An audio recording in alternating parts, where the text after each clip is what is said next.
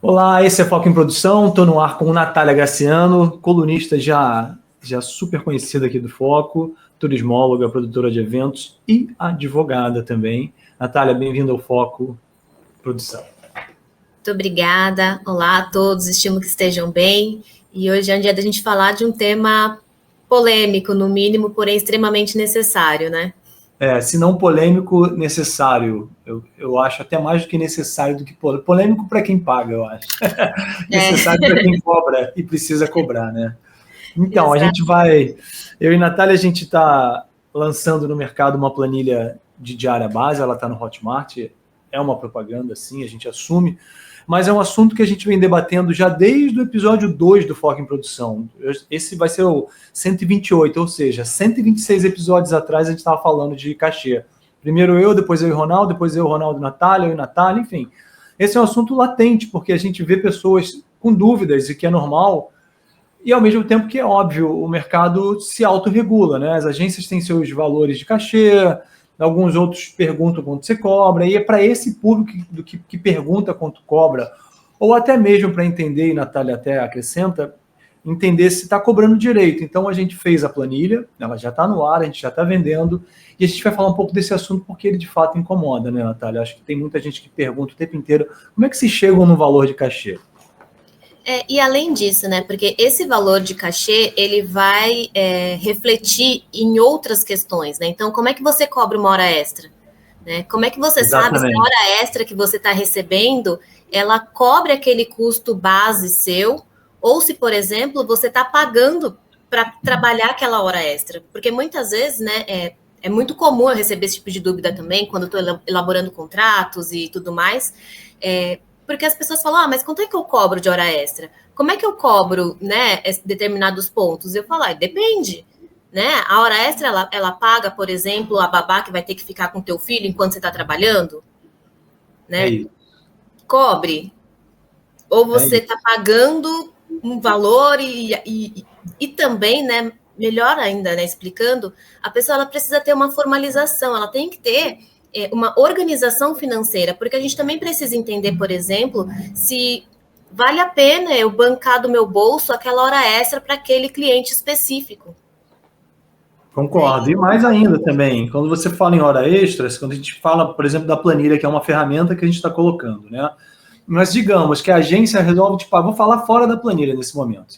As agências têm lá práticas hoje de mercado que vão de 500 a 700 reais, 750 reais. Essa é a média de cachê de mercado, tá? Vou falar de mercado de São Paulo, principalmente, que é onde eu atuo e você. Como é que você vai entender esse valor, né? Você vai entender a sua hora extra, você vai pegar esse valor de 700 e vai dividir pelo período que você está contratado, né? Digamos que seu cachê seja de 10 horas. Geralmente as agências gostam de fazer cachê de 12 horas, né? Então, 700 reais, na teoria, a sua hora extra é 58,33. Então, a planilha dá a mesma base, né? Você vai... Estou dando exemplo que a gente está falando da planilha. Na planilha você vai entender o que a Natália falou. Você tem babá, custo de transporte quando você sair, ia sair 10 da noite, vai sair 2 da manhã, e aí, tem que pegar um Uber. Isso é custo. Isso tem que passar para essa hora extra. Isso tem que estar embutido no seu cachê também. Você mora em São Paulo, não precisa pegar Uber. Precisa. Às vezes é um lugar de difícil acesso, é um horário ruim de chegar, tem que chegar muito cedo, às vezes não tem um ônibus. Então tem essa enorme ilusão dos contratantes, e eu ouço muito isso quando preciso contratar gente local fora aqui do Rio ou São Paulo. Eu pago Uber com meus contratados. Jade Perrone, que está nos ouvindo, pode falar. Jimmy, que vai trabalhar comigo agora na segunda e terça, eu já falo, eu pago, isso sai do meu bolso, porque eu sei que é ruim se deslocar. Óbvio, eu vou de bicicleta no trabalho segunda-feira, mas nem todo mundo pode ter esse luxo, né? Que é um luxo no final. Eu vou pedalando ali até o centro do Rio. Mas eu acho que tem que contabilizar o que você falou, todos os custos imagináveis e que você tem para chegar numa conta. E essa questão de você saber o valor base, né, do seu negócio, né, o seu custo de trabalho, enfim, o que envolve ali, né, em relação a valores, ela vai refletir até na análise de risco, porque dependendo do risco do negócio, do risco do evento, né, dos riscos que você está avaliando, você precisa ter um parâmetro. Esse parâmetro parte do quê? A partir de qual valor eu tenho prejuízo? Né? A partir de qual valor? Boa pergunta. Então, assim, a partir de qual valor eu consigo correr aquele risco de receber, por exemplo, em 60 dias, em 90 dias? Como é que eu fecho essa conta? Então, exatamente isso, né? Você falou tudo, porque já tem isso, né? Um capital humano que precisa receber antes já recebe em 30. O que eu acho um absurdo, sempre. Eu recebo minhas granas há anos e há 30, que tem a ver com essa questão da educação financeira que você falou, né? Então o dinheiro vai virando faturamento. Mas, cara, não faz sentido, né? Pagar o material humano 30 dias depois. A gente paga artista antecipado. A gente paga buffet antecipado. Porra, o produtor tá desde o início a receber 30 dias depois que acabou o evento. Eu sei que meus contratantes, alguns ouvem, né? Mas, desculpa, é o que eu penso. Acho ruim. É uma realidade do mercado. E aí eu deixo uma outra questão, né?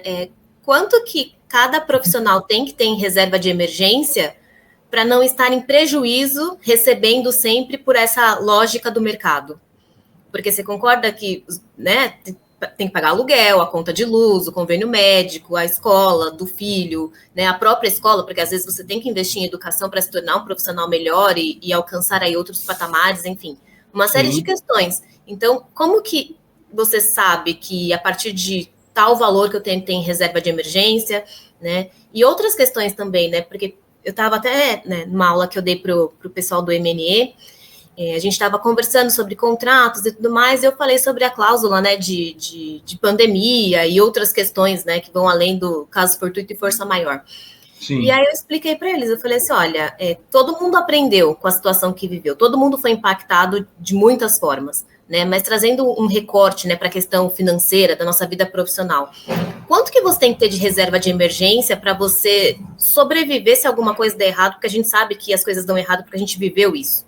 É verdade. Quanto por mês você tem que guardar? Como que isso vai se encaixar dentro da sua vida financeira a partir de agora? Né? Ou a partir do momento que você tem noção dos valores de quanto você precisa mensalmente ali para fazer a roda girar? São muitos questionamentos, eu sei. É um mercado complexo, mas a gente precisa falar sobre isso, porque o que acontece? Eu vejo muito profissional bom que quando chega o momento de fazer um contrato, por exemplo, percebe que o dinheiro está indo pelo ralo, né? Tá perdendo dinheiro e não é só por não saber se impor dentro de um mercado, não é apenas isso, mas a questão de saber, de ter consciência do quanto que gasta, do quanto que custa, né, a sua hora de trabalho. Muitas vezes a pessoa precisa entender que ela vai ter que reduzir custo. Sim. São muitas variáveis, né? Eu acho que a gente tem discutido há muito tempo, não só no podcast, mas nas nossas carreiras, essa melhoria da qualidade do profissional, né? Que tem a ver com uma construção de carreira melhor. E aí eu acho que isso passa pela profissionalização, pelo investimento em curso, que aí tem muito a ver com o MNE, que vem hoje fazendo um trabalho incrível, em estar associado, a gente falou de diversas associações aqui, você tem um episódio maravilhoso falando sobre isso, que eu indico para muitas pessoas, a gente vê a desenvoltura da AMPRO, da NPE, enfim, a importância de estar ligado a isso para se ganhar esse conhecimento, para se adquirir esse conhecimento. E acho que a educação financeira passa por isso, né? Porque depois da pandemia, todo mundo percebeu, salvo, é claro, os muito ricos e os ricos, inclusive os ricos da nossa área, né? Donos de agência e tal, eles se sentiram menos do que a gente, né? Óbvio que a empresa deles virou um peso, porque passa a não faturar e passa a ser custo, e fica compreensível, mas de fato a vida pessoal desses seres humanos foi muito menos afetada do que nós, autônomos, que dependemos de contrato. Isso... Não adianta eles quererem escrever para a gente lá no podcast que a dor deles é diferente, eles têm o PERSE e a gente nem teve PERSE. Não teve PERSE depois, né? Foi auxílio emergencial R$600, vamos nessa. Então, assim, a educação financeira se faz mais do que necessária. Até porque eu venho falando isso, a gente é de uma área que paga bem, né? O profissional de eventos, no Brasil, quem ganha R$500 hora? Dia, quer dizer, hora é maravilhoso, mas dia, né? Hora é só os advogados que vão anotar. Mas nem os advogados. Mas quem ganha R$500 dia? Tô falando sério. Para trabalhar aí, trabalha 10 dias, sai com R$5.000, cara. Que é aquela coisa que sabe que é difícil para grandes pessoas formadas e que não estão conseguindo isso, tá? Assim, então, acho que a gente tem um mercado que paga bem e que tem que ter essa inteligência financeira que está atrelada a precificar o seu cachê. Então, não adianta você ganhar bem para depois de uma emergência não ter esse fundo de reserva que você mencionou. Principalmente porque a maioria de nós é freelancer nessa história aqui, né? A gente está falando de um mercado de freela, porque quem está empregado tem salário, quem está em CLT, que são poucos, tem lá o subsídio do governo para o desemprego, mas quem está no PJ e está empregado, desculpa, não tem nada. Então é bom fazer poupança, é bom entender se está ganhando o que o mercado de fato paga. Eu não quero entrar num debate, nem eu e Natália, com quem está trabalhando, mas a planilha é uma ferramenta para todo mundo, para ver se está ganhando. A gente sabe que são valores de mercados muito diferentes. Quem é fixo trabalha com a longevidade, né? Eu sempre falo isso. Ontem mesmo eu falei para um colega meu que ele está em dúvida de ser fixo ou ser freelancer. Eu falei, cara, freelancer é aquilo, você pode dar altas boladas, vai trabalhar feito cão e tirar uma boa grana. E o fixo você vai ter um salário ali bom para mediano, ou mediano para bom, tanto faz, se é de cima para baixo, de baixo para cima. Vai ter uma certa segurança, se for CLT melhor, se for PJ não tão bom, mas você vai ter aí um contrato de trabalho para cumprir dinheiro certo todo mês. É uma questão de entender sempre assim, se isso te atende ou não. A planilha pode ser para ajudar nisso, né? Óbvio que a gente não vai mudar o mercado contratante, mas a gente pode mudar o mercado que é contratado, eu acho. Essa é a provocação da planilha. E a gente também precisa, todo profissional, né, independente da escolha que ele faça, porque isso, no final das contas, são escolhas, né? E aí, cada escolha tem seus ônus e seus bônus. Mas eu acho que todo profissional, ele precisa ter consciência da sua escolha.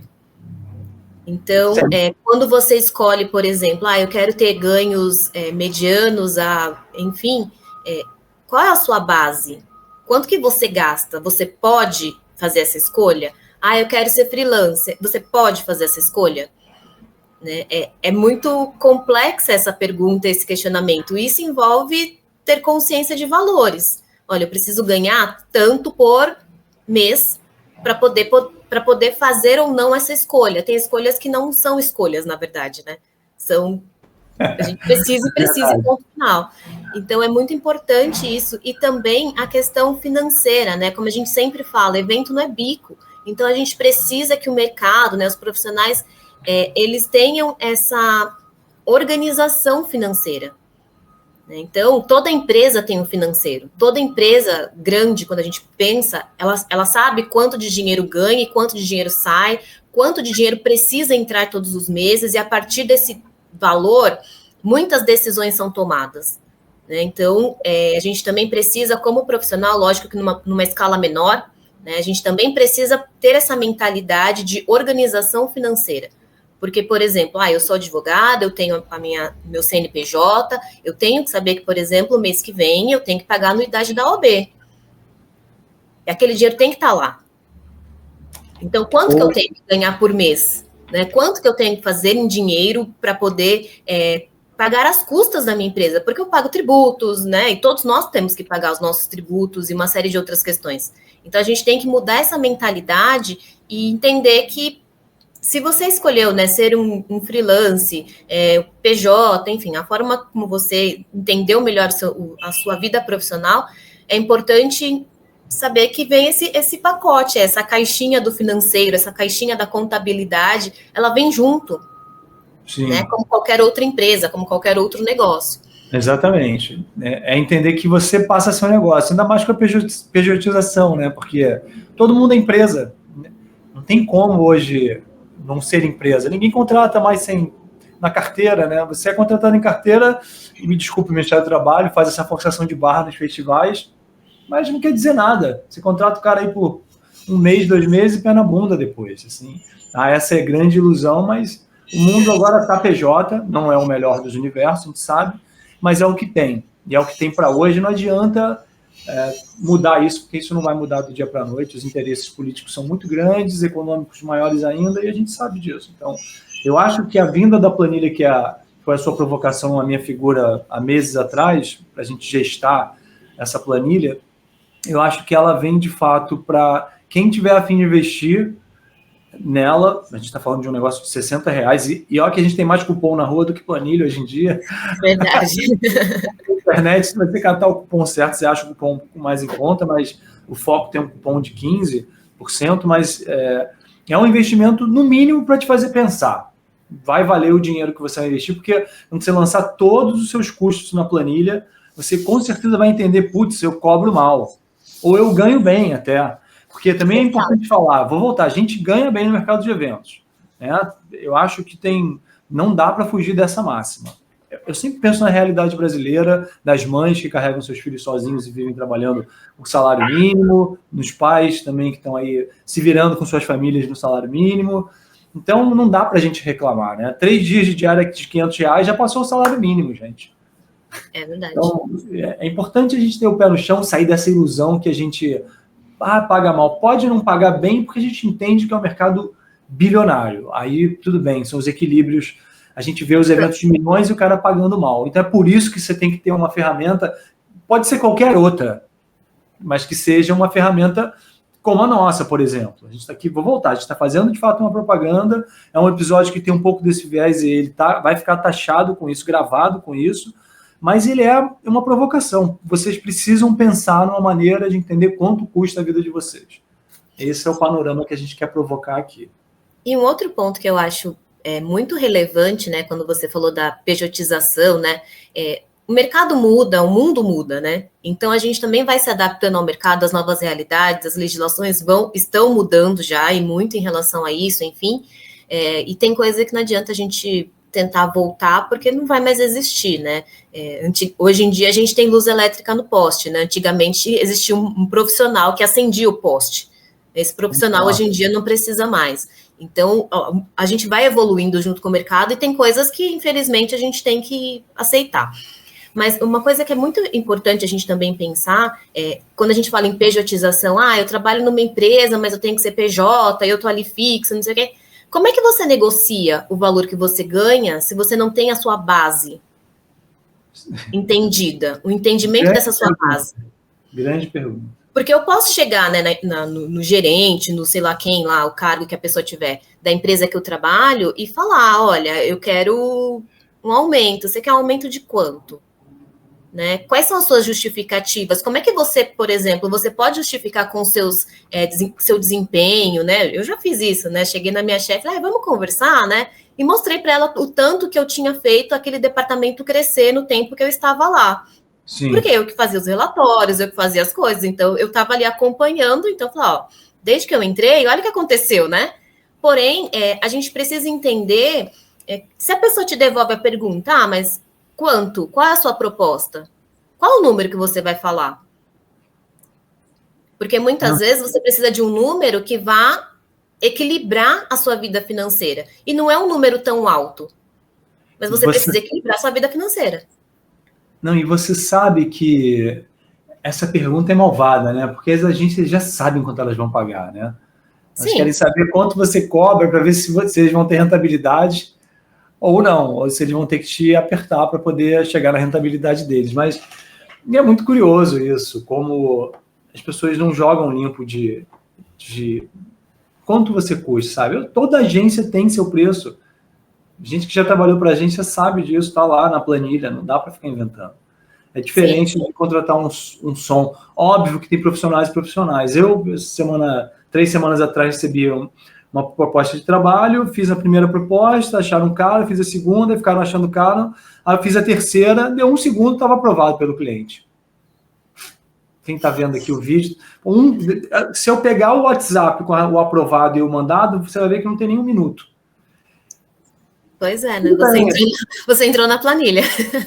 Depois cheguei lá na rentabilidade, tá bom, assim, eu mandei um preço realmente muito abaixo do que eu estava praticando, mas ao mesmo tempo muito bom para mim, assim. Então, mas aí, essa questão, Vladimir, porque muita gente não sabe até que ponto pode reduzir esse valor.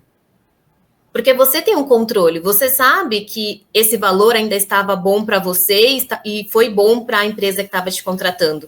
Mas quantos profissionais a gente vê, né? E aí você conversa com muita gente do mercado, muita gente te procura para conversar, e eu também converso com muita gente do mercado, até por conta das questões, né, de jurídicas, enfim, né? Eu faço questionamentos para as pessoas dependendo da necessidade delas. E a gente percebe que muita gente não sabe, não entende, né, como que eu vou fazer uma precificação do trabalho? A precificação, ela parte daquela sua base, tipo, olha, eu gasto tanto. Sim. Eu preciso cobrir esse tanto. E a partir daí você entende se, por exemplo, você precisa trabalhar um evento por mês basta, se você precisa aceitar mais de um, então você não vai poder, por exemplo, ficar fixa naquela agência, porque você vai precisar, né, ficar em 2 eventos ao mesmo tempo para cobrir aquele custo. Você consegue reduzir o seu volume de trabalho em dezembro para poder viajar com a sua família? Durante as férias dos seus filhos? São perguntas, né? Eu brinco que eu sempre tenho perguntas para fazer, né? Respostas nem sempre, mas perguntas sim. Tem que valorar, tem que pensar nesse valor, de fato, tem que pensar nesse universo global, que é o que a gente está propondo na planilha. E que eu acho que é o exercício básico de todo mundo hoje. Quem sabe, é o que você falou, eu, no caso, sei quanto eu custo, quanto eu valho. E também sei quanto o mercado paga. Então, sempre uma negociata. Eu imagino que o cara vai me fazer uma oferta de X, provavelmente eu vou fazer X mais um para ele chegar na oferta desse cara e eu me sentir atendido ou não. Que é um ponto importante, assim. Eu compreendo o meu universo, né? As férias dos meus filhos, que é um custo. Eu sou PJ como a maioria, ou seja, não tem 13º esse dezembro, não adianta, eu não vou ganhar um salário a mais, tem que fazer freela a mais. E é difícil, porque você não entra nas festas assim do dia para a noite, só em emergência. Mas tem que ter essa visão global, assim, de tudo, para na hora de cobrar o extra ou sua diária, isso perpetuar, né? Saber, pô, esse dinheiro, de fato, ele tem que ser lucro. Não pode ser só a manutenção do seu dia a dia básico, né? É isso que eu acho legal naquela sua proposta de ter lá na planilha um lucro de 20%, porque a gente tem que provocar isso no profissional, que é, de fato, guarde dinheiro, cara. Vai chegar dezembro e janeiro, eu conheço gente sênior que não trabalha dezembro e janeiro. Sim. Não é porque não quer, é porque não tem trampo, porque pegou um monte de planejamento, chegou novembro, acabou, não se organizou para pegar nada no final de outubro ou novembro, e aí vira o ano, e até porque às vezes é limitado, não quer fazer outra coisa, a não ser diretor de eventos, ou produtor executivo, ou só diretor técnico. Tudo bem, ninguém precisa ser multitarefa, não é uma obrigação do profissional de eventos. Tem caras que são, tem profissionais que são, mas tem os que não são. E geralmente esses é que se não tem um lastro, cara, dançam. Se não dançam, gastam o lastro quando tem, que faz parte também, né? A gente vive nesse ano. Eu mesmo comecei esse ano trabalhando menos, assim. Eu entrei o ano cheio de proposta, nenhuma foi virando, foi passando janeiro, fevereiro. Aí fevereiro eu tirei férias com as crianças, aí veio março, quando eu falei, cara, o negócio tá, a luz foi acendendo, né? A reserva tava lá, rodando. Beleza. Passei 3 meses assim na minha vida, vidinha que eu tenho, né? Mas eu falei, cara, tá na hora de trabalhar. E na primeira proposta que eu recebia, que era muito abaixo do que eu cobro, eu topei, já pensando que o ano ia começar. De fato, o ano engrenou. Então, aquele pequeno foi repondo as minhas saídas. E aí, os outros maiores que eu fui pegando, mas é um jogo de matemática, né? Eu já faço o meu ano pensando nisso, assim. Fazer aquela parte dos 20% da planilha. Eu já preciso fazer isso. Para justamente não tomar tudo. Mas é porque você sabe o momento que a luz acende, né? A luz amarela, a luz vermelha, né? Você consegue acompanhar isso quando você tem uma organização financeira, né? Esses dias eu assisti uma aula, né? Participei de uma aula sobre finanças mesmo, de negócios, né? Uhum. E uma das coisas que a palestrante falou foi sobre quando a gente é PJ, né? Vamos usar esse termo. Quando a gente é PJ, a gente precisa entender o que a gente precisa de fazer de dinheiro, além do pagar as contas de todo mês. Então, por exemplo, você tem que ter uma reserva de emergência? Sim, porque a gente já viveu emergências complexas que impactaram de forma significativa a nossa vida. Então, a gente tem que ter uma reserva de emergência. Essa reserva é de 6 meses, essa reserva é de 1 ano, depende do negócio, depende dos riscos. Por exemplo, a área de eventos foi a primeira a parar e a última a voltar. Talvez precise de uma reserva maior do que outras áreas que conseguiram ali outras possibilidades. E outra questão é que ela falou, né, que até acendeu uma luz, ela falou assim, quanto você guarda por mês para garantir o seu 13º? Porque você pode fazer isso. Pode fazer parte da sua organização financeira, né? Eu quero ter um 13º, então quanto que eu tenho que guardar ou fazer extras por mês? Quanto que custa isso por mês para que eu possa ter um 13º e não depender, por exemplo, de uma super demanda que chega, surpresa, né? Presente do Papai Noel antecipado, toma aqui um 13º, um extra, uma pessoa que é raro, né, de acontecer. Sim, o normal é a gente ir poupando aos poucos e chegar no final do ano, né? E até entendendo, porque, por exemplo, na área de eventos, dependendo, né, do ramo que a pessoa segue, dezembro e janeiro são meses péssimos, ou dezembro e janeiro são meses ótimos. É verdade, você sabia? Né? É verdade. É muito curioso, né? Tem gente que tá bombando. Sim. E tem gente que tá sem trabalho já, cara. Tô vendo gente sem trabalho, gente procurando, chamando, que é uma porcaria isso, porque eu também tô vendo e continuo assistindo de cadeira, assim, as agências não ampliam seus quadros para certas ações. Eu vejo, vou dar um exemplo, festas acontecendo, multicidades, o mesmo projeto, com 2 ou 3 produtores tocando a mesma coisa e não conseguem dar conta. Pô, por que não amplia? Não chamam um freela para fazer no Rio uma ação, em Curitiba outra, na Macedônia outra, sei lá. Por que não amplia? Não dá trabalho para as pessoas, mas não aí centraliza aqueles profissionais, a gente está até mudando de assunto, mas os profissionais não levantam o dedo e não ganham a mais por isso, sabe? Esse é o lance que é uma questão, assim, porque esses caras já são contratados da agência, então a agência é a tocha, porque é rentabilidade. Óbvio, a gente sabe, eu e a Natália, a gente sabe que as empresas precisam ter sustentabilidade para pagar seus funcionários, gerar possibilidades. Assim, eu acabei de dar uma aula, que foi um bate-papo, na verdade, mas tinha esse caráter de palestra, para uma empresa de São Paulo, que ela todo ano viaja com o time dela para fazer, ela trabalha muito com logística para eventos, para visitar cidades icônicas onde ela manda os clientes dela, porque muita gente que vende nunca foi. Eles estavam no Rio, e me convidaram para dar uma palestra de manhã, eu te contei isso, fui numa quarta-feira, aliás, eu te contei assim que eles me contrataram, ou me contactaram, e, cara, assim, são poucas empresas que investem no funcionário dessa maneira. Você conta nos dedos, assim, infelizmente, né, assim, no máximo é a história do copinho que eu vi hoje, no dia da gravação, eu vi no LinkedIn que o funcionário não faltou 27 anos, e o rei do hambúrguer deu para ele um copinho. Foi o presente por cara nunca ter faltado 27 anos. Pô, esse é o reconhecimento das empresas. Eu acho isso muito surreal, cara. Então é importante fazer fundo de caixa, assim, porque a gente está falando do contratado PJ, do autônomo PJ, ou sei lá o que você é, mas do autônomo, assim. Tem que ter esse fundo de caixa que a Natália falou. A gente sabe que não é uma realidade, não é tão fácil fazer um ano de fundo de caixa. A gente está falando de uma baita poupança. É possível, porque eu acho que é uma questão de inteligência financeira, mas dá para você batalhar aí 2, 3 meses de caninho fora da água, respirando, tipo, beleza, a água já subiu, mas eu estou respirando. Porque a gente sabe que freelas, todos nós que vivemos de freelance, às vezes vem essa maré baixa, né? Você está fora do momento porque está envolvido com outra coisa. Eu queria falar um pouco sobre, você falou lá no começo, a gente falou de hora extra, né?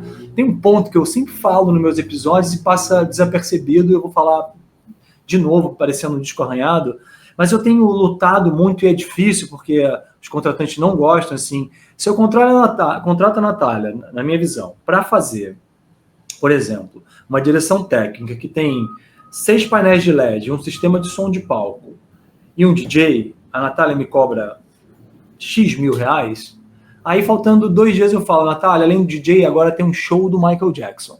Ferrou. Aí ferrou, é Rider contra Rider, virada de palco, o DJ tá lá ainda, mas tem uma banda para tocar. Sim. Não é justo que eu pague a Natália mais um pouco, porque ela tem a inteligência dela, mas você sabe que isso não acontece, né? Nunca. Não, eu vivi muito essa realidade de eventos, né? Então, todos nós tivemos. Todos nós. Eu tenho isso nos meus contratos. Aliás, exatamente. Eu incluí lá essa cláusula, você fez a defesa, e nas minhas propostas, que nem é o contrato que eu fiz com você, eu falo mesmo aqui, Natália é uma excelente advogada para contratos de eventos, porque ela já falou isso aqui no Foco Full 1 milhão de vezes. Eu tenho na minha proposta já dizendo isso. Saiu do escopo, eu vou cobrar. Porque fica muito fácil, porque as agências cobram extra, entendeu? Quando não tem o FII de planilha, né, que está lá cobrando, e vem o extra, que entra na rentabilidade, tem o BV. Desculpem agências, mas o cliente sabe que muitos de vocês cobram BV. E é isso, cara. Assim. Então, acho que o produtor e a produtora têm que começar a ganhar por coisas extras que não estão acordadas no pré-contrato ou na proposta, porque fica muito fácil, né? Você dá um problema para aquele cara ou para aquela profissional, ela resolve, chega lá, tem que resolver mais problema e não ganha, mas a agência ganha. Não, e uma coisa que, assim, né, toda vez que eu elaboro um contrato, né, para profissionais da área de eventos, tem um ponto que é unânime, a pessoa falar, ué, né, dá aquela travadinha. Uma coisa que eu coloco nos contratos é que, se você foi contratado para o evento X, né, e aí a pessoa vai lá começar a tirar dúvidas com você sobre o evento Y, que ela também vai fazer, mas ela não te contratou, quanto custa a sua hora de consultoria? Você coloca isso no seu contrato? E aí todo mundo, ué, porque acontece muito. Gente, conhecimento vale dinheiro. Quanto tempo e quanto tempo, né? Tempo mesmo, vida. E quanto dinheiro você investiu para ter o conhecimento que você tem? Não é do dia para a noite. É por isso que a gente fala, né? Evento não é bico. Evento não é bico. E aquele conhecimento que você está entregando de graça para aquela pessoa... Primeiro ponto, né? Você pode entregar de graça, mas isso tem que ser uma escolha sua e não uma imposição do outro. Né? Segundo ponto, aquele conhecimento resolve o problema da outra pessoa. Então, isso tem valor para ela. Sabe a pesquisa no Google que ela fez e não encontrou a resposta? É você que sabe a resposta. Sim, sim. E isso tem que ser colocado, por exemplo, nos contratos, né? Eu sempre pergunto, mas quanto é que custa a sua hora, né, intelectual, se a pessoa... Porque muitas vezes a pessoa está te fazendo a pergunta porque você nem falou que você vende esse seu conhecimento. Porque talvez, sabendo que você vende aquele seu conhecimento, ela vai te contratar também para prestar uma consultoria, para você fazer uma análise de uma questão em relação à equipe, enfim, que não tem aquele entendimento que você tem. Então, muitas vezes, não é só ficar, como a gente diz, né, brigando o tempo todo. Não, é mostrar para o mercado que você, né, é um profissional que atende uma série de questões, mas tudo isso vai passar por saber valores. Quanto custa a sua hora técnica, a sua hora de conhecimento? Né? Você já se perguntou isso? Eu faço consulta jurídica, eu sei quanto custa a minha hora técnica de conhecimento. Então, a pessoa ela pode pagar para conversar comigo por 1 hora para que eu resolva o problema dela, para que eu ajude a resolver o problema dela, para que eu passe os direcionamentos para ela. Aquela noite ela vai dormir em paz, porque ela sabe que depois ela vai ter que fazer X, Y, Z e vai resolver o problema dela. Sim. Agora, quanto custa, né? Aí eu faço uma pergunta, né, para todo mundo que está ouvindo esse episódio. Quanto custa a sua hora técnica, intelectual? Porque pode ter gente querendo te contratar para isso. Excelente. E a gente precisa saber. E é um duelo, eu volto a falar, a gente vive num eterno duelo de forças, né? A gente lida com o patronal o tempo inteiro. Eu já falei isso sobre a gente entender as culturas das empresas, entender que é um movimento do mercado, assim, a gente não está aqui querendo criar nenhuma insurgência, né? Agora somos revoltados. Volto a falar, acho que existem bons parâmetros de cachê. A gente sabe disso, que existem, assim, mas é importante que você saiba, que é o que você está falando, quanto custa a sua hora, quanto custa a sua hora intelectual, principalmente pelo seu conhecimento, justamente para que, numa oferta, você tenha segurança de dizer, obrigado, esse valor me atende, vamos em frente. Porque... Pode falar. Né, porque é exatamente aquilo, para poder negociar, é importante saber até onde é o seu limite, né? Você pode reduzir a proposta, você pode sair de 12 para 10, de 10 para 8, você pode até, se quiser, ir até 6, mas esse 6 tem que ser uma coisa válida para você, porque você sabe quanto vale a sua hora ou o seu tempo, ou quanto você vai trabalhar, ou formas de contratação, né, Natália? Porque a gente fala de precificação hoje, mas eu acho que o PJ, outro dia, eu li hoje no LinkedIn também, enquanto a gente grava, a Dani Martins repostou alguma coisa do tipo, PJ não cumpre horário. Eu discordo, porque... Eu concordo nesse ponto, que na teoria sim, na prática as empresas não entendem. Elas querem você lá. E aí é um ponto que eu falo sempre, assim, você está afim de peitar essa mudança? Eu sou um cara que falo hoje, eu sou PJ, cara. Vamos começar a reunião às 9. Quando eu não posso, eu não posso. Hoje mesmo tinha uma reunião, 2 não pode, falei, não posso, tenho um compromisso. Agora, às 19, falei, cara, eu escrevi, eu quero ir à academia, gente, desculpa. Desculpa, assim, vamos chegar no entre e meio? Pode ser um pouco mais cedo, 5h30? Beleza. Porque se a gente é PJ, as coisas mudam, né? Desculpa, pessoa jurídica, eu vou te dar uma prestação de serviço. Eu tenho o meu horário, meu tempo e meu custo para isso. Exatamente o que você está falando. Eu sei quanto eu custo. E um outro ponto que eu acho importante também as pessoas pararem para analisar, e essa planilha ela vai ajudar muito nessa questão, é entender o quanto que eu estou investindo também, né? O quanto eu quero investir, porque às vezes eu quero comprar um equipamento que custa muito caro e eu preciso diluir esse valor, né? Ou então a pessoa quer investir numa faculdade, né? Quantos profissionais de eventos a gente não vê hoje em dia, né? Agora, com a minha proximidade com o MNE, eu vejo muito isso, né? Os profissionais estão em busca de conhecimento, de estudar, de entender e de se qualificar. Então, a pessoa quer fazer uma faculdade, a gente sabe quanto, né, a média de mensalidades, né? Não é uma coisa que é barata, né? Ou quer fazer uma pós-graduação, ou quer fazer um curso específico, às vezes é um workshop que a pessoa quer participar. Quanto que você reserva, né, para sua evolução profissional? Sim. Porque isso também tem que fazer parte da sua planilha, né? Eu, por exemplo, esse mês eu paguei eu vou participar de um evento específico que vai me ajudar muito na minha vida profissional, né, na parte de negócios. Mas isso teve que entrar na minha planilha para eu entender, olha, dezembro eu vou ter esse valor para poder bancar isso daqui, porque vai me trazer um retorno depois. Então, a gente também precisa pensar nesse tipo de investimento, né? Que faz parte também de entender quanto é que custa. Eu posso pagar uma mensalidade de R$2.000? Sim. Posso, não posso? Depende, né? São muitos fatores aí que envolvem essa decisão. Então, é importante que o profissional ele esteja bem organizado financeiramente para entender também essa parte de investimentos. Porque traz um retorno, sim, mas tem que investir agora.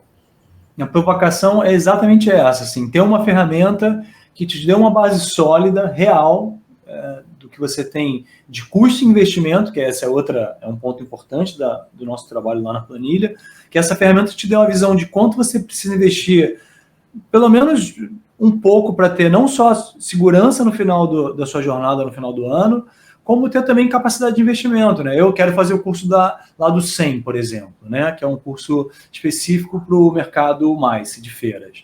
É um curso caro, cara. São 3 etapas para ter o certificado e cada etapa é 2.400 lá vai alguma coisa. Não é que é caro que ele não vale, é porque você vai lidar com pessoas como a querida Líbia Macedo e outros professores de altíssima qualificação, que é o custo do tempo dessas figuras humanas, entendeu? Para ter um certificado internacional, que isso vai refletir esse investimento de 4, 7 mil reais, por exemplo, vai investir numa qualidade melhor de contratação. Pô, o cara tem o curso tal.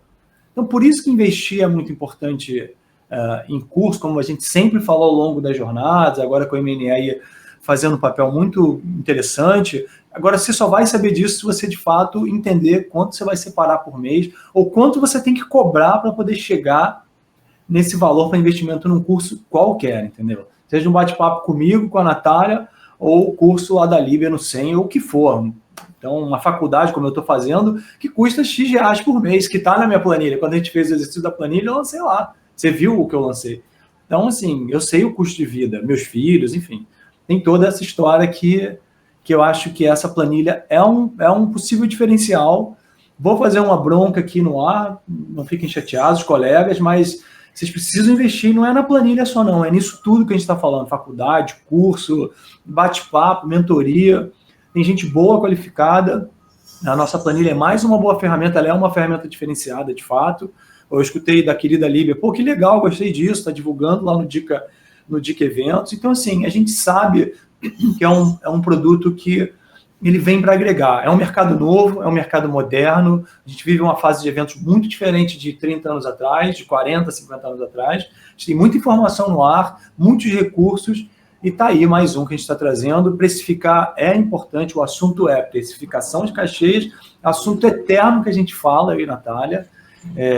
E eu acho que vocês precisam aderir não só à nossa planilha, mas a esse pensamento de como melhorar o que vocês cobram, até para que seus contratantes sintam confiança que você tem, de fato, um pensamento que eu entendo como fluido. Aquele cara sempre cobra o mesmo, ele está sempre linear, não é uma invenção. Agora eu cobro 100 mil, agora eu cobro 10, agora eu cobro 1. Não, você tem uma linearidade. Assim, isso dá uma segurança para quem te contrata, até para pensar em você em planejamento.